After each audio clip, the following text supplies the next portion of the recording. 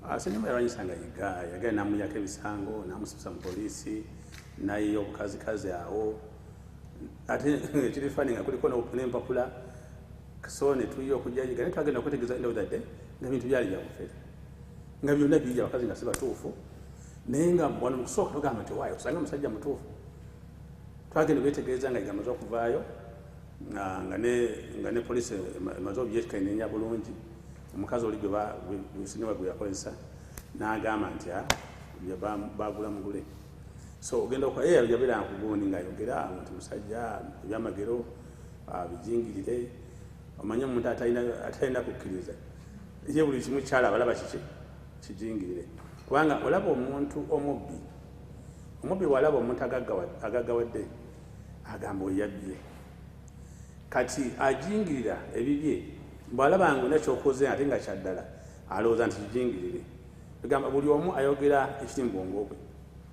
so ogamba nti gala ajingirira ebyamagero gy'atabeera weewuunya nti abeera ku kyaki ye Ssenyonga abeera ku kyaki ku Sande ne Yiga abeera mu kyaki ye kati ye obudde awo okulaba ebya munne abujjawa nomanya nti we yajingiridde eyakoze bw'ati alina ekyabikwatirako wa abantu abaliyo bajja biraba abalala badduke bw'okola ebintu ebikyamu abantu balina amagezi oli amanya nagaa nti naye bino ate gw'ogamba ajingire ajja okugamba banne tomanyi abanguze nkazanye ogenda okulaba kyaki yonna erimu abantu abakola ki ababuzanya kati end of the day ofuliramu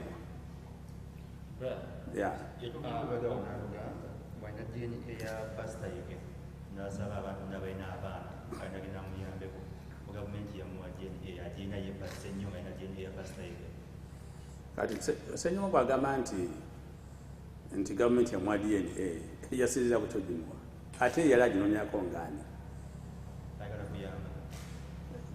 Ssenyonga tena wayambira muntu nawagambye talina mutima guyamba kati bw'agamba nti alina DNA ya Pasaiga lwaki abafamire se bagiina ye yali agisabayo ngaani yali ayagala kuyamba ki oyamba atya omulabe wo amuyamba amaze kufa ate omala mulangira n'olyoka omuyamba so olabira nga byaliko bintu bya bufereberere brother mwenga basumba abenjawulo basigoweka abadalumba bamukufa abadde balaba samanze mubadde abasumbuli abasumba abangi era omusumba Yiga afudde yomukubo mugenda mukolera kimu abasigadde okulaba mutayina kutanishimamanya Ssenyonga ebibi bye bijja omwana okula omuntu omugezi tomuddiza wali omuntu gola nti mubi nnyo nti ne sitaani amwewuunya nti naye agamba ononga mpiseeko omuntu bw'atyo tomulwanyisanga ebibi bye bebikola ki bituuka ne bimulwanyisa so nga bw'ogamba nti abadde atulwanyisa nga tuli bangi zegambye nti buli gwalaba nti avaayo afuuka mulabe we so ffe tugenda mutunuulira naye nga Katonda agenda mwanukula era kimanya atanisa omwanukula Katonda agenda mwanukula buli omu ojja kiraba nti Katonda ayanukudde Ssenyonga olw'ebintu byakola abaddemu omutima abaddemu essuubi abakkiriza ddala abalokola asira mu ekkanisa ne mu kkanisa yonna eyakulisibwa awamu kigambo kikyoyinza okubawa ebigambo byavudde omusajja wa Katonda kikyoyinza okumya kyembulya abalokole oba abakristaayo bonna nti tulina okuba buli omu nga ofa ku mudaala gwo olina okuba nga olina enkolaganawo ne Yesu ne Mukamawo ne Katonda wo nga ggwe kubanga olaba kati abantu b'ensi ate babuulira omusumba waffe omukulu mama ffe nayabuddeyo n'amugamba nti Bayibuli egamba Ssenyonga kati abalogobe abantu b'ensi ate babuulira omusumba so olabye ddala nga kino kikosezza gundi obulokole so abantu bonna ekibabulira buli kanaku ne mu kyaki kyaffe nti olina okuba nga olina enkolaganayo ne Katonda nga ggwe soma Bayibuli otegere Bayibuli kyegamba era gwe okigoberere siga nti musumba gundi yagambye tulwanyise gundi mubi kasogenda mu ebyo ngumanya nti otomedde ojja kufuna ku mugabo gwe Church si business. Church eba calling. ate mu church wojjanga oze n'obwongo nti business Katonda takuwa mukisa ekivamu n'olwanyisa n'abalala naye bw'ojja nti oze kuweereza Katonda ate akublessinga church bw'oteekamu business mind omanya nti ogenda kutomera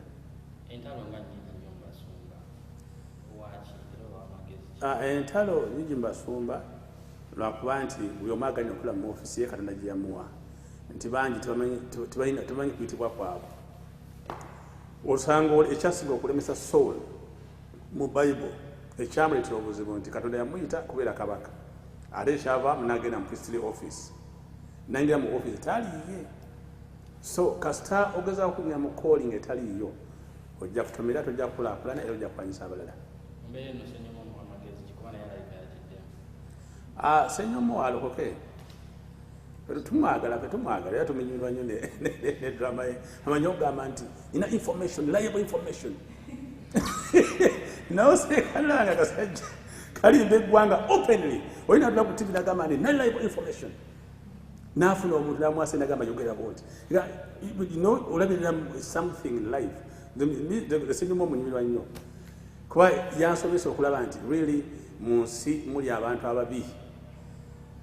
never know me I saw it from that guy nti taking a time here n'afuna omuntu n'akiteekamu ssente n'agenda mu public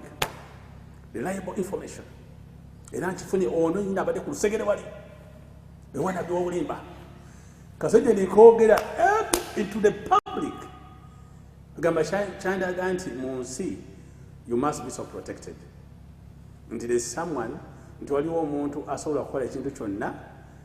just nga olaba talina waafuniramu naye akukose so nanyamba okubanga mbuildinga the protection okubuildinga system eri protective leero ninabigira ku Ssenyonga bweyo kya church ningamba musimu yawe bwe bati nemanya nti kati bwe manzimba bwe makola ki byonna bino okubanga bina protective measures so Ssenyonga tababikola sanitegede so otherwise me I enjoy his drama reliable information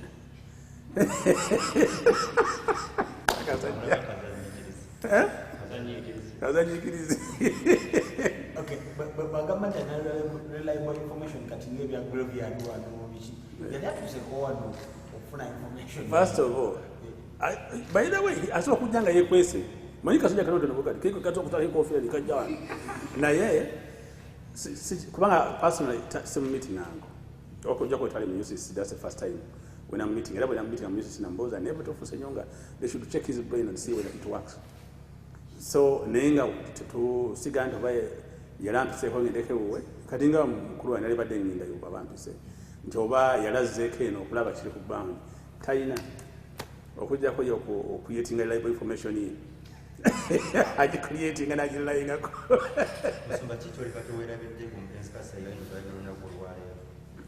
Pastor Yiga kyesijja mwerabirako nti omusajja ali muvumu nnyo abadde musajja muvumu nti alagira ddala nti omuntu kasita obanga olina amagezi osobola okukola anything kyentegeeza nti abadde musajja siga nti yali asoma nnyo naye nga amagezi ga Yiga gasinga abantu alina PhD he's been a very wise man abadde amanyi engeri okukolamu ebintu bye so kyekyo kyenja okumujjukira nga always aye n'aleeta mutabani we najja nga amuguluminga mu layini n'amulaga ekyokukola so olabirira nga musajja abadde musajja mugezi amanyi ekyokukola ekyo nja kimujjukirako Pastor Ssenyonga bwe yalimba president yamanya amakanisa galimu 5 olowooza poliisi yakola okulwayo ensonga eno abapoliisi tebanenya nnyo ku bintu bya Ssenyonga kubanga nabo baatuuka ne bamutegeera ne balaba nogana omusajja ono tumukoleki omusajja is a public figure omusajja atulanga ali respectable ate nga is pushing out something kibamenyi kiri empty yakwatako abaana n'abawa ssente n'abatwala ku poliisi naga poliisi ababujuliza abaddala kati mbalina bana bana by'obulimu n'akwata abaana n'abatwala ku poliisi nepangisa ekifo enaggulu nga batwa ku interview nga baana nga buyayingiraga nti bane mmanyi nze Ssenyonga yampadde ssente era nze wano byonna bya bulimba poliisi nemala ebbanga nga interrogating abatulizi baleese bonna nga babulimba. So olaba such a guy. So in other words, nawe bamulanga mu Nakatemba ate bamufunamu ssente kubanga apayinga he pays. Bamulyako ne bamulyako abalala ne batunula. So nenga ate n'ekirala ayinamu bantu bya convincing ebyadala abalowooza nti byakola ndi gye biri kubanga ayina eddoboozi eri soft. Omanyi omufere waba agenda kufera ayogera engeri eri so convincing ate ow'amazima wabanga ayogera ebyamazima olaba nga liso lwafu. Omanyi nga in most cases omufere asobola okugamba ekyo n'okikiriza nnyo n'okusinga ate omutuufu. So ayina eddoboozi waliwomeekereza n'akola ki olaba ddala nga alinga omuntu ali upstairs away. Naye nga bambi abapoliisi tembanyenya nnyo kabamulyeko ze bamulyako alikoowa. Okay, mutabani wa Pastor Yiga yasigadde omukulu wano mu Jjengo. Tugenda kuyamba mukyanga mu abasumba because yeetaaga extra help. Bagenda yingira entalo zibaddewo before wasisubya nti Pastor Ssenyonga Ku Jingo mwana mugezi nnyo era yategeera Bible. Tera ajjamu kwatako era amukwatako era tujja muyimukiramu. Ate nga saagala basumba kwetwala mu kusumbwa kyaki ye. Oli omwana ayina ability. Jingo yasoma. Jingo akuze. So asobola era ne wabadde nga tata wakyaliwo ayabadde managinga church. So bamuwe chance eti mudo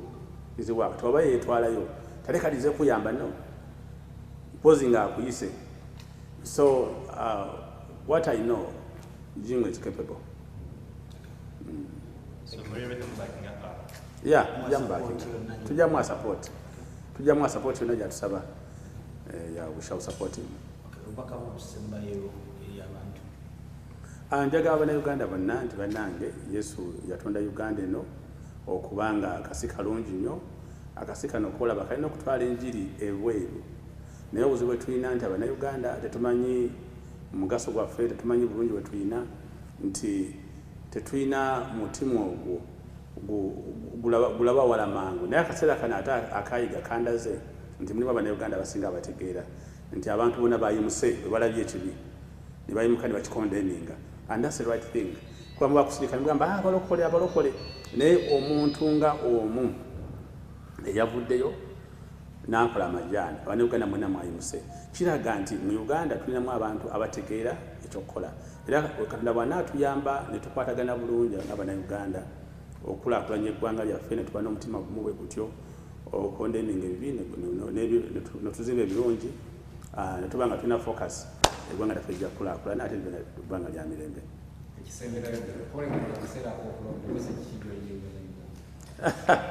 Ey'okulonda nze nga tali politician sibingiramu nnyo otherwise tusaba Katonda ayambe nti abantu banaalonda omukulembeze omulungi era nti ficha ya Uganda ebeere ennungi. That's all I can say.